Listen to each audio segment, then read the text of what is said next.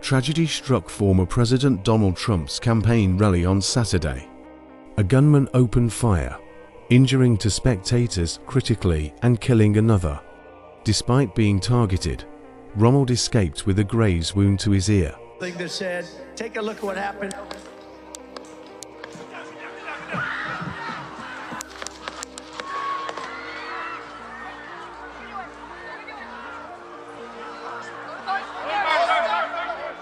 Panic erupted during Donald Trump's speech in western Pennsylvania on Saturday.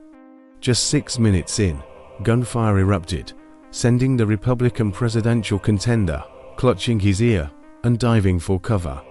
Secret Service agents reacted swiftly, shielding him with their bodies.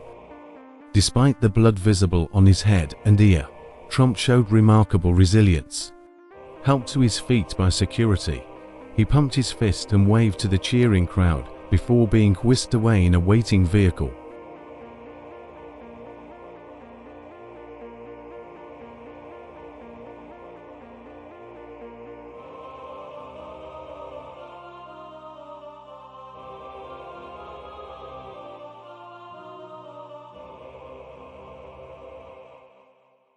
It has been reported by law enforcement officials that shots were fired from an area outside the designated security zone for the rally. The FBI have determined the shooting to be a failed assassination attempt, with the suspect was killed. The name of the alleged gunman is 20-year-old Thomas Matthew Crooks of Bethel Park, Pennsylvania.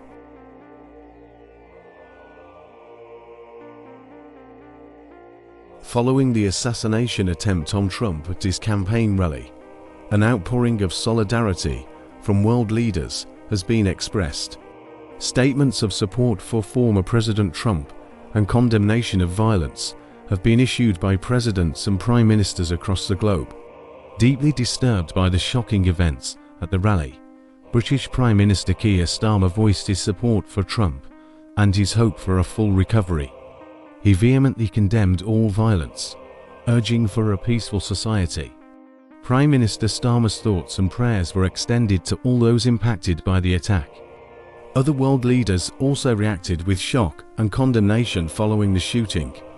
The Prime Minister of Canada, Justin Trudeau, expressed disgust, while India Prime Minister Narendra Modi voiced deep concern for his friend former President Donald Trump. Prime Minister Fumio Kishida of Japan emphasized the importance of standing firm against violence that threatens democracy.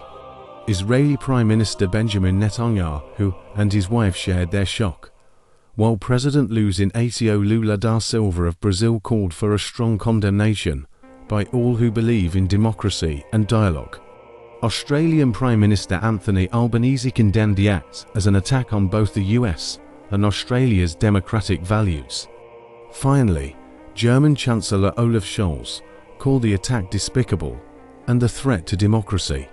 Law enforcement officers are scrambling to secure the upcoming Republican National Convention after the shooting of President Trump, the party's soon-to-be nominee, just 2 days prior to the convention.